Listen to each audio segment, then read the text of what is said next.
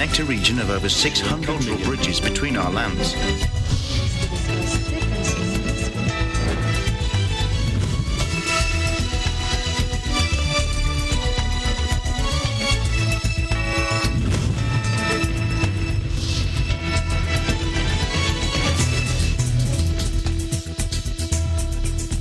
Hello, I'm Alma Angeles. Welcome to ASEAN in Focus. We're coming to you live from Manila and Indonesia. Hello, December. Hello, Alma, and I'm December Paras of EBC Indonesia Bureau, bringing you the news in the dynamic ASEAN region. On today's headlines. Cosplayers in the Philippines dress up as superheroes from Marvel to DC Comics universe and join forces to persuade children to get vaccinated. The race to lead the Philippines kicked off Tuesday with the son and namesake of former President Ferdinand Marcos, the favorite to succeed President Rodrigo Duterte.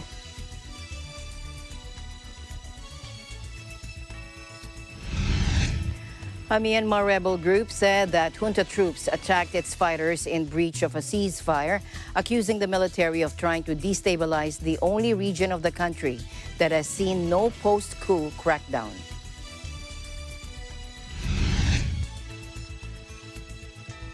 As the country kicked off COVID-19 vaccination for children aged 5 to 11 years old on Monday, President Rodrigo Duterte on Monday renewed his call to parents and their kids to get their jabs.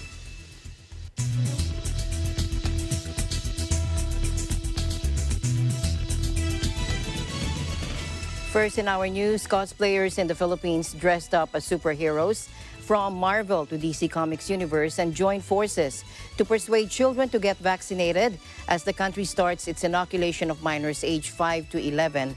An indoor sports arena in Manila was decorated with colorful balloons, stickers, and cartoon characters to make them feel like they are entering a children's party. Take a look.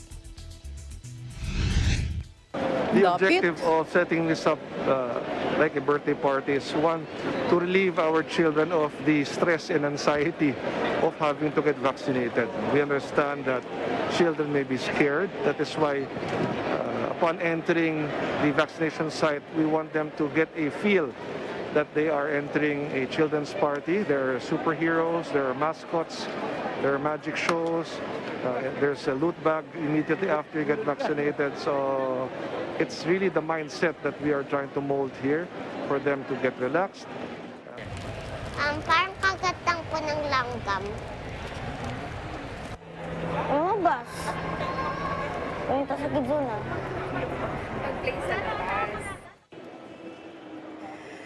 Now, to brighten the mood and encourage children, the sites were well decorated with balloons, colorful posters with their favorite cartoon, animated movie characters, kiddie freebies as well.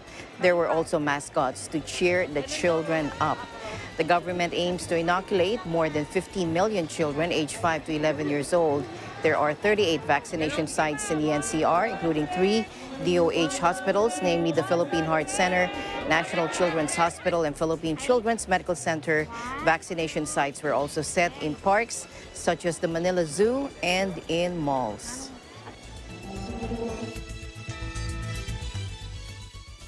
Thailand's Food and Drug Administration, or FDA, has approved the use of China's Sinovac and Sinopharm COVID-19 vaccines for people aged 6 and up, broadening their children's vaccine options from Pfizer. From Friday afternoon, when Thailand's Food and Drug Administration, or FDA, had approved the use of the Sinovac and Sinopharm vaccines for people 6 years of age and older, thus expanding the vaccine options for our children aged 5 to 11 from previously only Pfizer, using only Pfizer.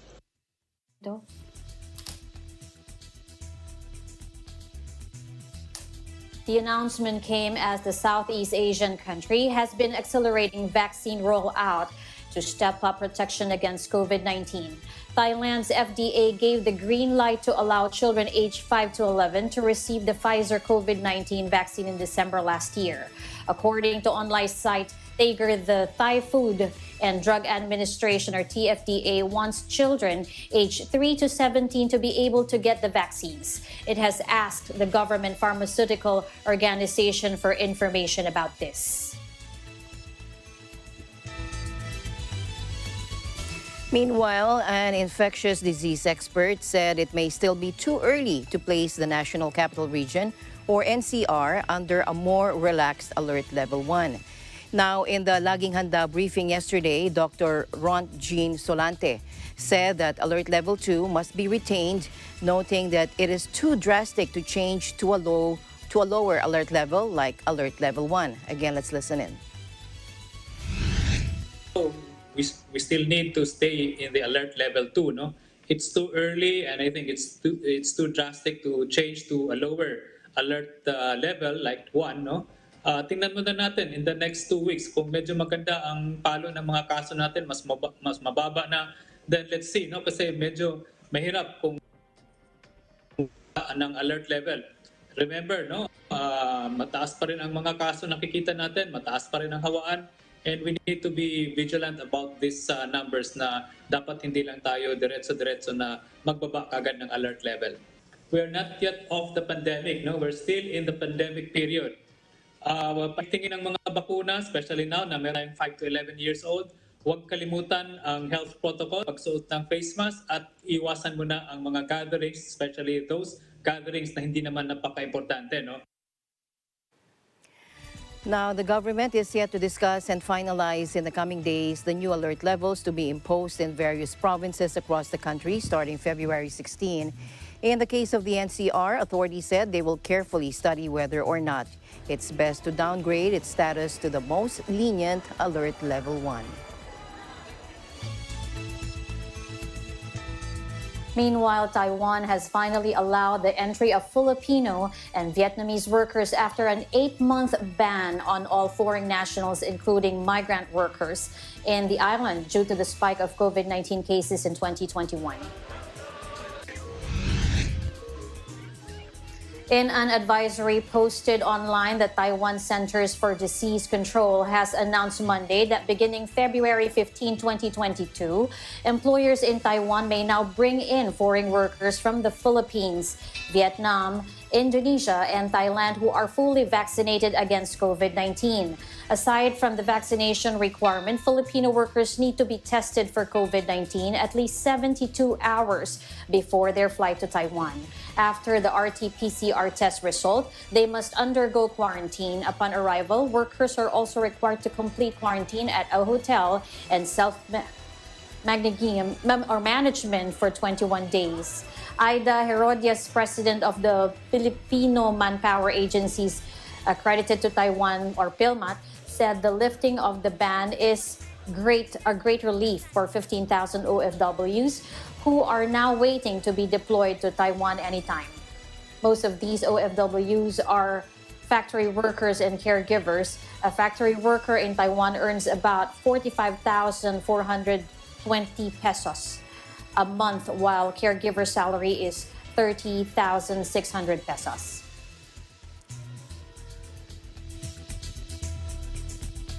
In other news, Filipinos are counting on New York City Mayor Eric Adams to make the streets safe again by addressing homelessness and mental health issues that have contributed to the surge in anti-Asian hate violence against Filipinos and other members of the Asian American community in the past year. Now, this was personally conveyed by the New York City Commissioner for International Affairs, Edward A. Mermelstein, during a courtesy call on Consul General Elmer Cato at the Philippine Consulate General on February 3. We welcome the plans of Mayor Adams to address homelessness and mental health, as these concerns are inextricably linked to the rise in anti-Asian hate incidents in New York City, according to Consul General Cato. During the meeting, Cato said he is hoping to see a downtrend in race-based violence in the coming months based on the plans of Mayor Adams to devote more resources to the New York City Police Department and increase police visibility, especially in the subways. According to crime statistics released by the NYPD last month, anti-Asian hate incidents went up 367% from 28 incidents in 2020 to 131 in 2021. The NYPD also reported arresting 58 suspects in these incidents. Cato said at least 23 members of the Filipino community were among the victims, including a 61-year-old church worker whose face was slashed while riding the subway, a 65-year-old woman who was violently attacked while walking to church, and a 67-year-old nurse who was assaulted while distributing face masks also in the subway. For his part, Commissioner Mermelstein assured consulate officials that addressing the surge in anti-Haitian hate crimes is a top priority for Mayor Adams, a former police officer who he said has zero tolerance for race-based violence. As the country kicked off COVID-19 vaccination for children aged 5 to 11 years old on Monday, President Rodrigo Duterte on Monday renewed his call to parents and their kids to get their jabs. He said it is important to vaccinate children, for they constitute the next generation of Filipinos. President Duterte said he has been encouraging the public to get vaccinated, warning them that the health crisis is not over yet. Let's watch this. I said we are not over the hump. I'm warning you. Huwag kayong just don't magkumpiyansa ka. Sabihin wala na, hindi na kailangan ang bakuna. Well, when you die, pag namatay kayo at hindi kayo bakunado, well, sabihin ko sa iyo, good riddance. Ayaw ninyo, gusto mong mamatay, sige.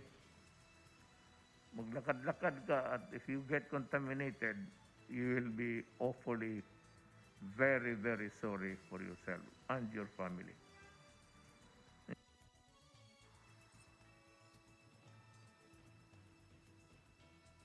To date, the Pfizer vaccine is being used for pediatric vaccination, as it is the only jab that has received emergency use approval for kids aged 5 to 11 years old from the Philippines Food and Drug Administration.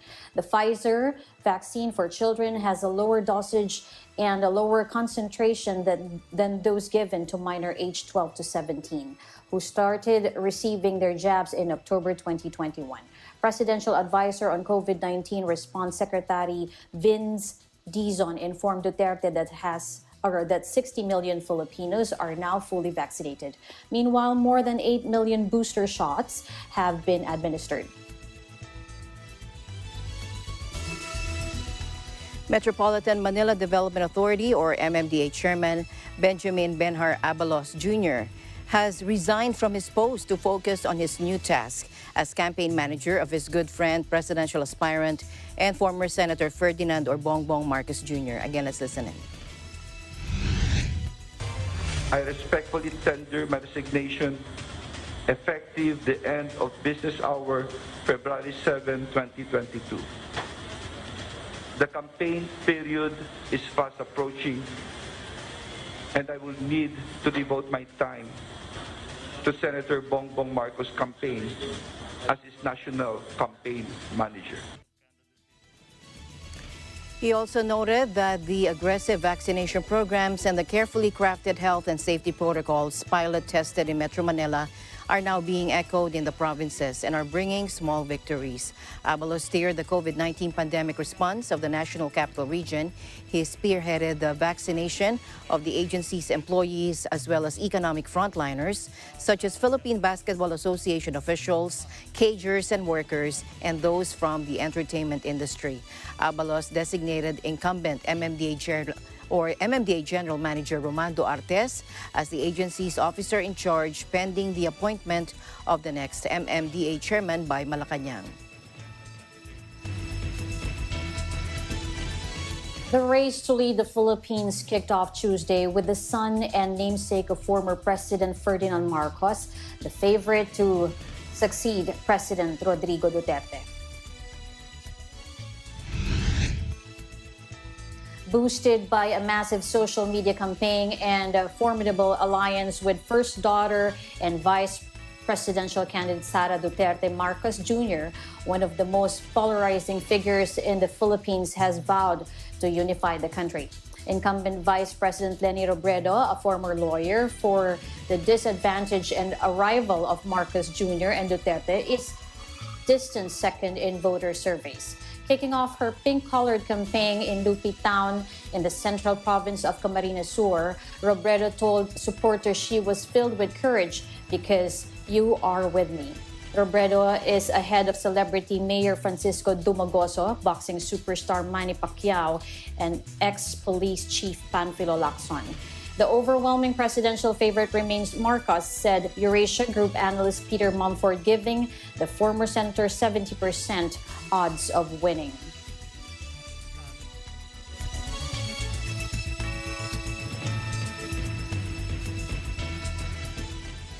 The Commission on Elections remain candidates of the restrictions that will be implemented for in-person campaigning, among other rules, as the 90-day campaign period for national candidates begins today.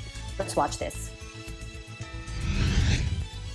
So, dahil nga po sa new normal tayo ngayon, hindi na po kagaya ng dati ang pangangampanya. Sabi nga, pag naisip ng kandidato, pwede lang din gawin. Ngayon, may mga restrictions na nga po. Gaya po ng mga in-person campaign, yung pag house-to-house po ng mga kandidato na dati naman ay regular lang yun na nangyayari. Ngayon may mga restrictions na, gaya na hindi na po maaaring pumasok ang kandidato sa mga bahay kahit po may permiso pa to ng may-ari. Bawal na rin po yung may mag-kiss po or mag-hug, handshake, or anything po na mayroong physical contact, because you need to maintain or observe po yung sinasabing minimum public health standards. So, bawal na rin po yung pag-crowding, yung lalapit po, no? Yung dudumugin po yung kandidato, lalo na po siguro kung popular yung kandidato, bawal na yon. Bawal din po ang pag-take ng selfie. At lagi naman pong bawal, of course, yung pagbibigay po ng pagkain at lumin or anything of value ngayon pong pag-campaign. So, yung pong mga kandidato na nais mag-in-person campaign or mag-hold po ng mga meeting events, rally, focuses, caravans, po yung motorcade, they need to file an application po dun sa respective pong COMELEC campaign committee. So for mga national candidates po, ang application po nila ay sa mga regional offices po ng COMELEC. For yung local, provincial level, sa provincial COMELEC offices, and then city municipalities, din po sa mga tanggapan ng city or municipal election officers. So ngayon po, meron na pong ganoon na kailangan pa po nilang mag-apply. And they need to be authorized prior po dun sa conduct ng campaign.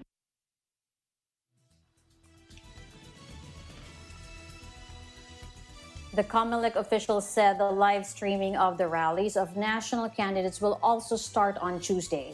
She added that they had a meeting on Monday where they briefed the candidates and their representatives on how to go about live streaming. Every day starting February 8th, there will be 3 sets of candidates per night where they will be given a chance to live stream their campaign rallies on the poll body's e-channel via https://www.facebook.com/COMELEC e-rally channel.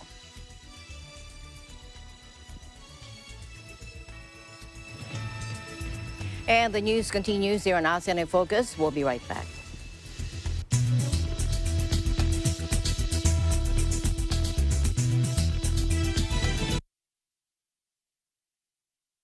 Ang weird ng mga panaginip minsan, no? Tapos ka na ba mag-gym? Nakita kasi ng mga cellphone. O anong gagawin natin? Papa, bakit galit ka na naman? Bakit may inugasan niya? Di ba sabi ko sa'yo, focus ka sa email? Parang totoong-totoo. Ate, yelo nga po isa. Magbabalik po kayo ng listaw. Hindi ito panaginip. Alam ko, mag-enjoy kayo sa ating Sin Zone. She had me at my worst. You had me at my best. Huwag mo akong sisigawan. Mamaya na ako magluluto. Maglalaba muna ako. Nagising sa katotohanan. May tumawag, di ba? Ba't ka nag-dive? Wala namang tubig. Funniest nakaball videos. Abangan ang Unity Proclamation Rally ni Presidential Candidate Bongbong Marcos at Vice Presidential Candidate Sara Duterte. kasama ang kanilang senatorial slate sa Philippine Arena. Mapapanood ito ng live sa Net25 at mapapakinggan din sa Radyo Aguila, Martes, February 8 sa ganap na alas 4 ng hapon. Abangan din ang hourly updates na iatid ng ating mga reporter kaugnay ng gagawing proclamation rally.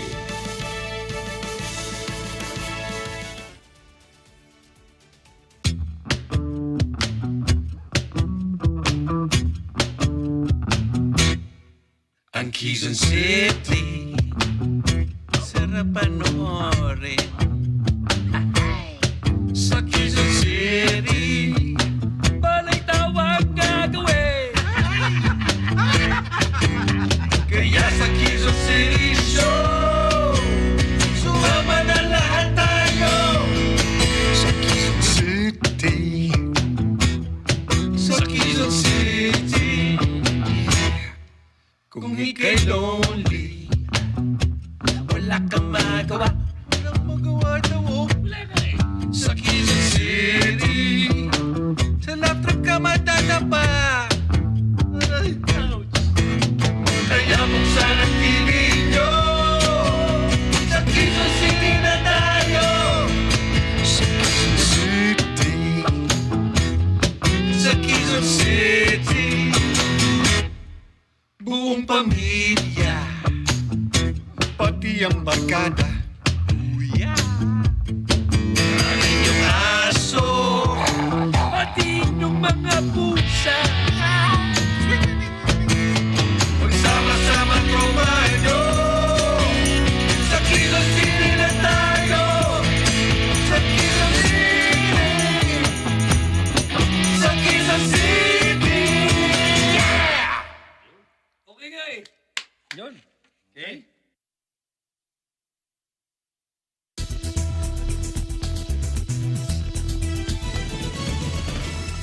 Welcome back to the program. Partido Reforma Standard bearer Senator Panfilo Ping Lacson assured that they will strictly maintain health protocols during their proclamation rally in Imus, Cavite on Tuesday as the campaign period for national candidates officially kicked off.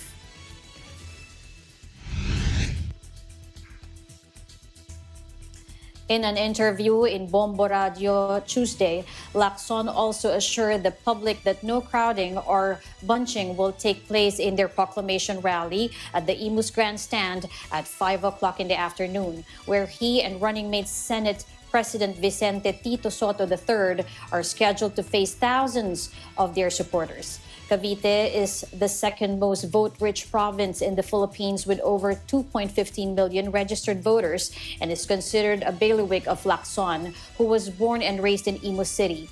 Both he and Soto were widely successful in securing support from the Caviteños during their previous senatorial runs.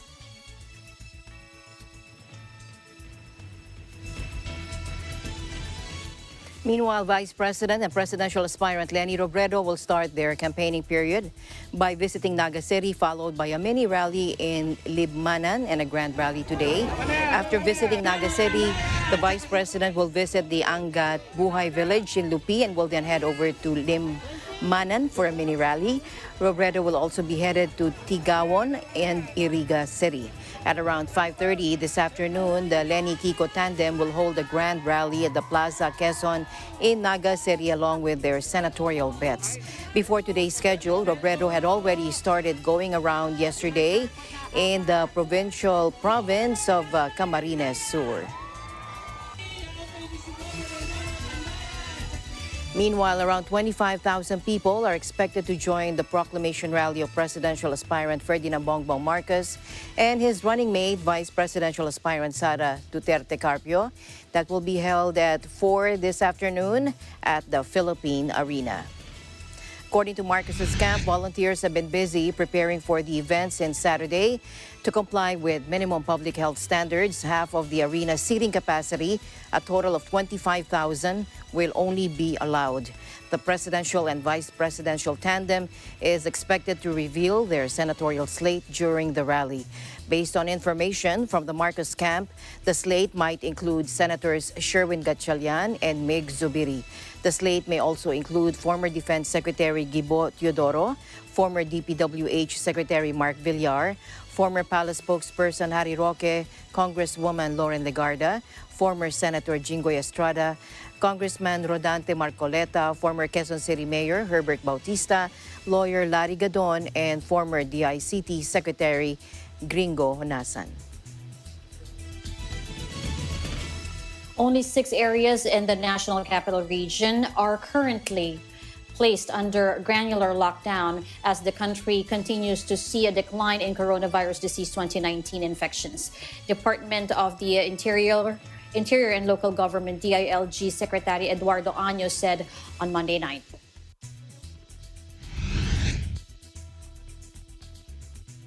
Speaking to President Rodrigo Duterte during his talk to the People briefing, Año said Metro Manila has the least number of areas under granular lockdown, which has reached a total of 605. Last week, the Department of Health said Metro Manila is now at moderate risk for COVID-19 from a high-risk case classification.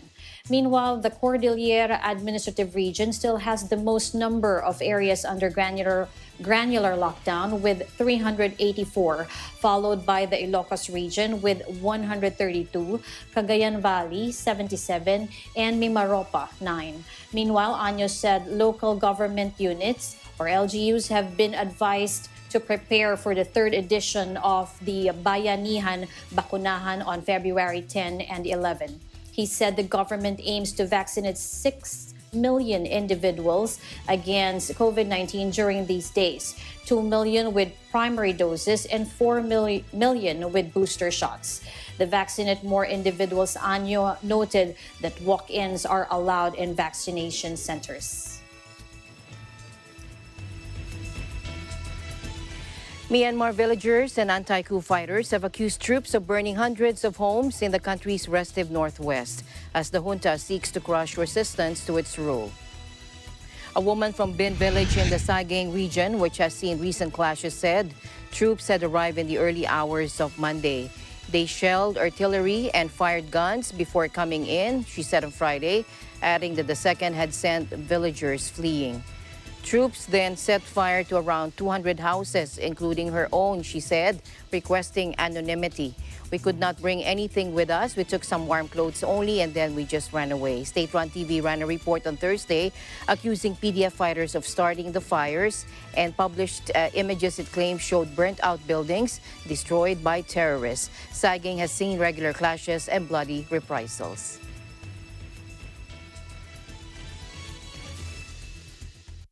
At least 13 people were killed and dozens more injured after a tour bus carrying factory workers to a beach holiday crashed on Indonesia's Java Island, according to police.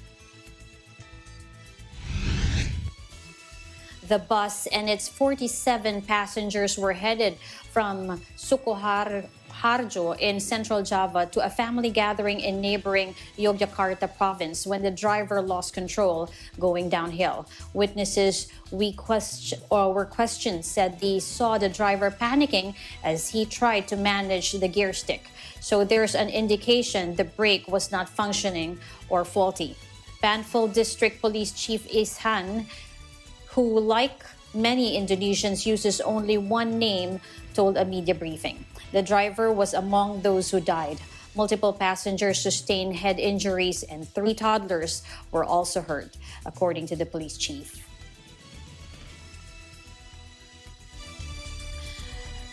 Meanwhile, Cambodian Prime Minister Hun Sen has backtracked on his declaration Monday that an Australian economist detained for almost a year in Myanmar had been released, hours after the junta regime denied the claim.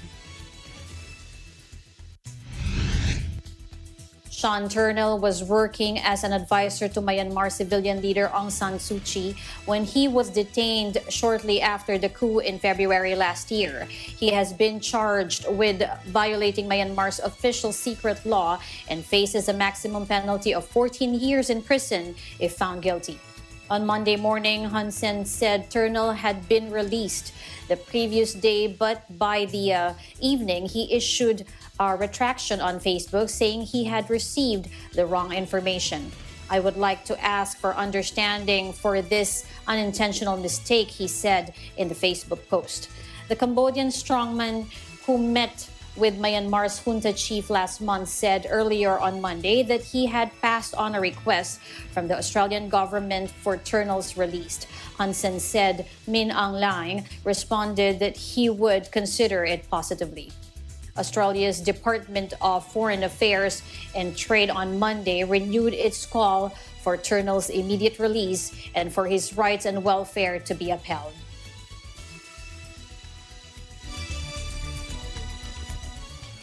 And the news continues here on Eagle News. We'll be right back.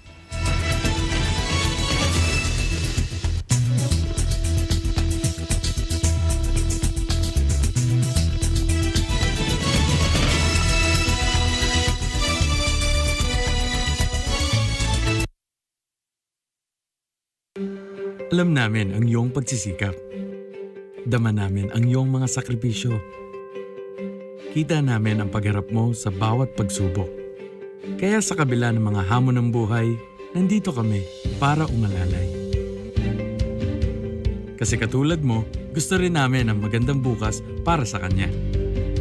Hatid namin ang dekalidad na edukasyon at makabagong pasilidad sa abot kayang halaga. Kaya huwag ka na mangamba. Sasamahan ka namin tuparin ang mga pangarap niya.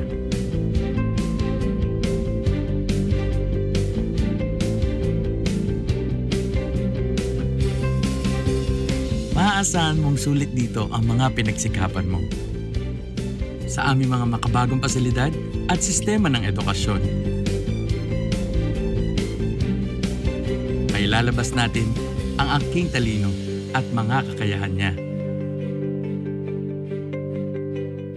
Kahit sa munting halaga, makakasiguro ka na makakasabay siya sa mabilis na pag-ikot ng mundo. Sa New Era, karamay mo kami sa bawat hamon. Kaagapay mo kami sa bawat hakbang. Kasama mo kami sa bawat ngiti at tagumpay.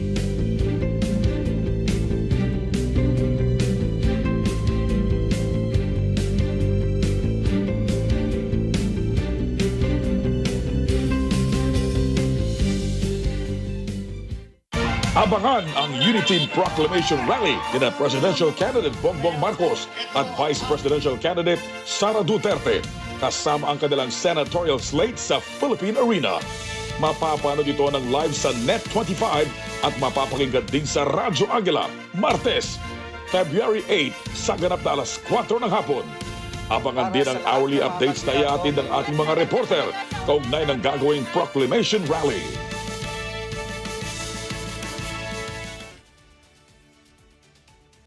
Morning show na always nagbibigay ng ngiti at saya sa bawat kada all over the world.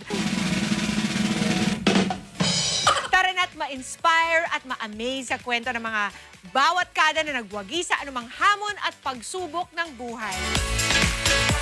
Itago na mga remote control at tumambay lang dito sa paborito niyong barkada sa umaga, ang Kada Umaga! Dahil kayo ang bida dito.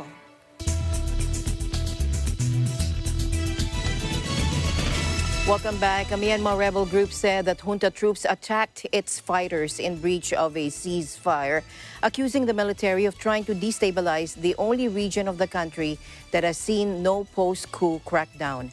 Days after the coup, the junta reaffirmed the commitment to a ceasefire with the Arakan Army, or AA, which has for years fought a war for autonomy for Rakhine State's ethnic Rakhine population. On Friday, junta troops entered an AA base in Mongdao Township, sparking 3 hours of clashes, according to a spokesperson for the group, adding one of its fighters had been killed. A junta spokesman said a number of border police had been killed in a mine attack on February 4, but blamed local Rohingya insurgent group for the attack. Clashes between the AA and the military in 2019 displaced more than 200,000 people across the state, one of Myanmar's poorest. Rakhine State, home to both the Rohingya and a largely Buddhist ethnic Rakhine majority, has been a tinderbox of conflict for decades. The military drove out more than 740,000 Rohingya Muslims from the state in a 2017 campaign that United Nations investigators have called genocide. Indonesia's economy returned to growth last year as surging commodity prices helped drive a recovery from a coronavirus-triggered recession, according to data showing that Monday, though officials warned the outlook depended on how well the fast-spreading Omicron variant is managed. Southeast Asia's biggest economy expanded 3.69% on year, the country's statistics agency said, having contracted in 2020 for the first time since 1998 during the region's financial crisis.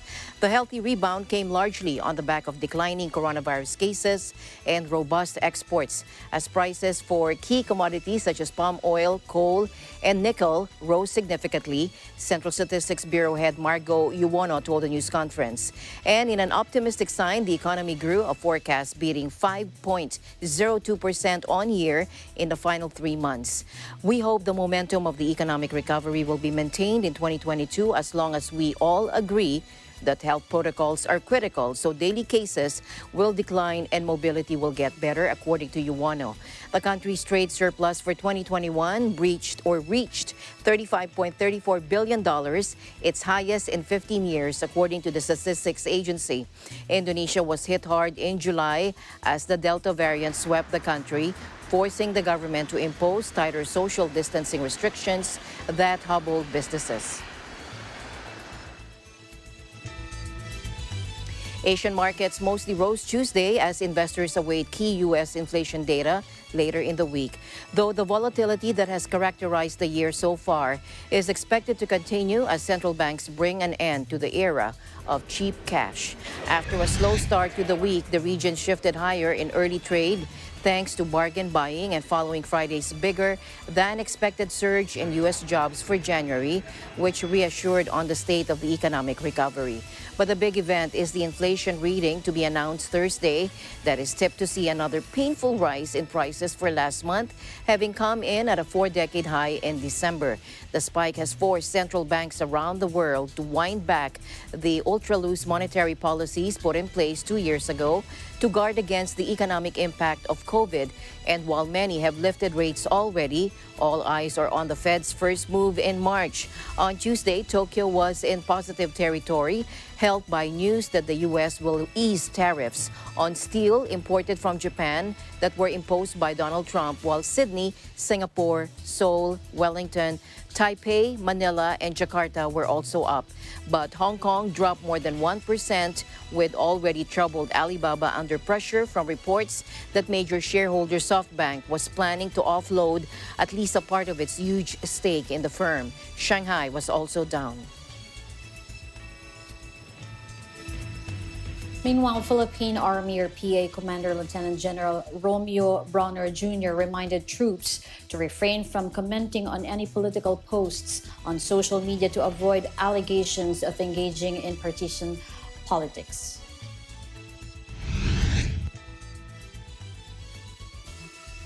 Avoid posting, liking, sharing, and commenting on posts that are politically motivated, controversial, and fraudulent, he said in a statement Monday night.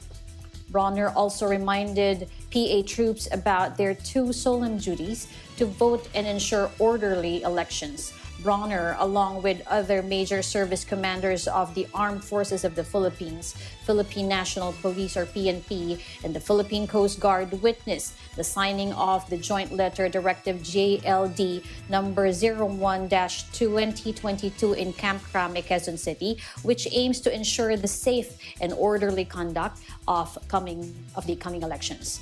The PA chief earlier reminded Army units to dismantle private armed groups as part of the service's efforts to ensure the safe and orderly conduct of the elections. Meanwhile, Department of the Interior and Local Government Secretary Eduardo Años said police officers and barangay officials will be deployed to monitor compliance of candidates with the Commission on Elections guidelines on election activities. This as the campaign period for national candidates officially kicked off on Tuesday, while the campaign for local candidates will begin on March 25. Meanwhile, the Indonesian government plans to expand telemedicine services accessible through isuman.kemkis.go ID for COVID-19 patients conducting self-isolation in regions outside Jakarta. Health Minister Budi Gunadi Sadikin stated here on Monday.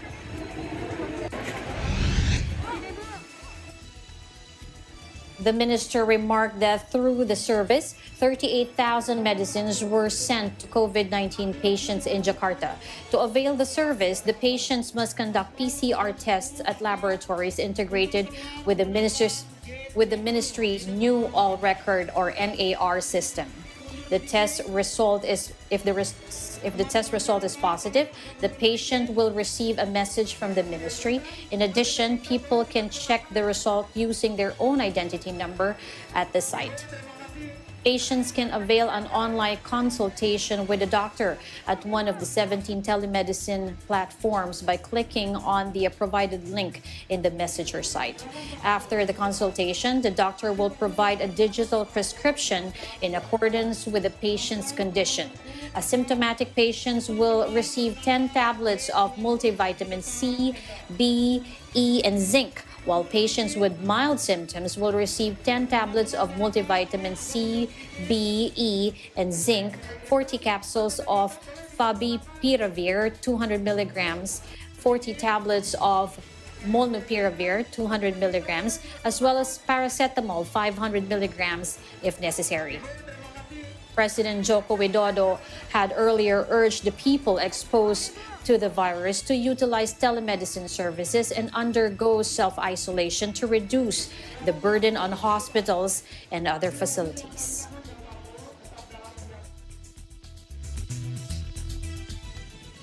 Also here in the country, Indonesia's coordinating Minister for Maritime Affairs and Investment Luhut Binsar Panjaitan has asked older adults aged 60 years above and older adults with comorbidities to stay put at home for 2 weeks to 1 month ahead. He deemed that preventive measure is necessary amid the increasing transmission of the Omicron variant of COVID-19.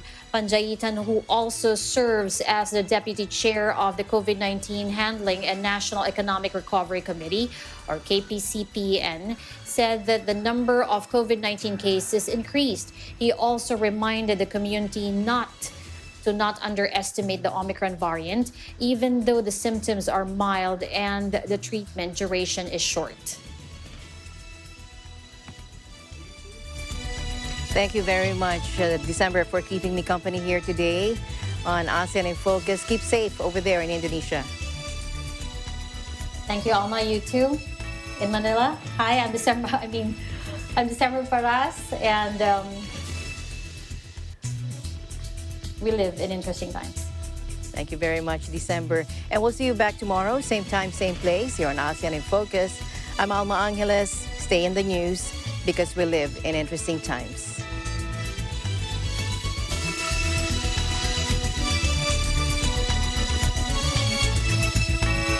Abangan ang Unity Proclamation Rally in a presidential candidate